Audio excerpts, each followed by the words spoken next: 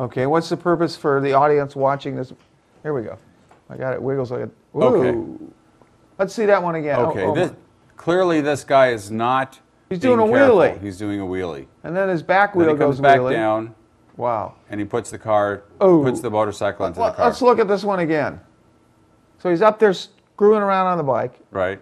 Comes then he puts down. the bike down, front wheel down. And it starts shimming. And he immediately loses control. And there's another car? He was doing better with one wheel. Is there a parked car? Or it's a parked car.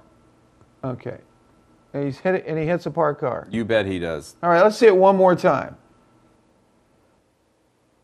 All right. Huh. All right. So that guy walks into your office. The guy on the motorcycle? Yeah, and he says, I want to sue Moto Guzzi, or... Our station director says, do you think he can walk in? He gets wheeled into your office and he says, I was on a motorcycle and it started shimmying and I had an accident. Now what do you do? I'm going to say, whose fault was that, do you think? Well, you know, this is a unique situation. There's a video of it. But the guy's just driving along and suddenly the motorcycle starts shimmying and he hits a parked car. Do you think that... Which is parked on the wrong side of the street, by the way. It depends on which way it's facing. It looks like it was facing at the motorcycle. That's possible. Unless this is a... Well, I think actually... Is this a European video? No, that was a good old US of A motorcycle accident. Let me say this: is it possible that this guy is riding a motorcycle on one wheel, where there's some advertisement from the motorcycle company, some brochures from the motorcycle company, something from the motorcycle company indicating that that's not a bad thing to do? He does it, and then when he comes down in the front wheel doesn't operate properly. Can he sue the motorcycle company? Well, you can sue anybody, but successfully. It just seems to me, as just a man on the street, that any jury... Be careful what street you're a man on. And any jury hears that a person is doing a one-wheel wheelie going about 50 or 60 miles an hour on a public street is either nuts, attempting to commit suicide, or in that range. I've seen this happen.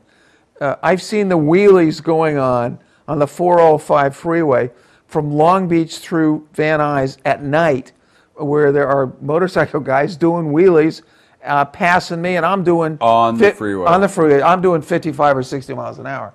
Now, I would assume that no, and maybe I'm wrong, but I would assume that no appropriate manufacturer would say that's the appropriate way to use a product. No, if there was a defect in that motorcycle, the product has to be used in its normal way. The normal way of riding a motorcycle is on two wheels. When you take it up to do a wheelie and start doing those things, I don't think that's the normal way to do it. Let me change it then. And therefore, product liability would probably not give you any coverage. It's the beauty of television. Let me change the scenario for you. He never does the wheelie. He's just on two wheels going at that. Wheelie. I'm changing it for you. You have to go with me on this. Suspend your disbelief. All right. He's going down the highway. He's on two wheels, and then the front wheel starts shimmying for no reason whatsoever. Now does he have a lawsuit? Well, depending on his speed, generally, if you're riding a motor vehicle, it's not supposed to shimmy on the highway, and you're going to have to keep, in these kind of accidents, you got to keep the motorcycle. You have to tear it apart and see what happens. The problem is, in most of these accidents, there are no witnesses. So in these kind of situations, you end up with mechanics, engineers, and reconstructionists who go back and look at the parts itself, the markings on the highway, the accident report, and try and reconstruct what happened. If they're eyewitnesses, it makes it a lot easier. But in most of these cases, it's, somebody's by himself, riding the motorcycle, may not even live through the accident. Yeah. So you have to, lawyers who handle these kind of cases have to spend lots of money to get experts to reconstruct how the accident happened. And step one is to get the motorcycle.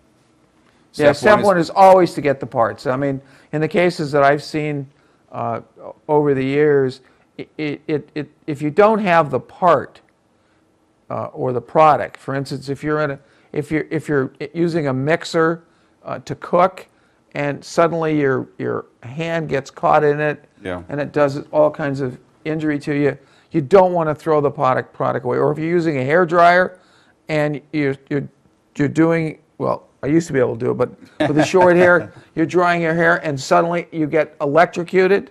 You don't want to, and you live, or you don't live. The family doesn't want to throw the part away because you really want to analyze what happened to the part in terms of the liabilities. You don't throw the part away. I can remember. That's lesson number one. I can remember actually going into a hospital I remember this. contaminated areas to find things that were thrown away. I remember. In my younger, stupider days.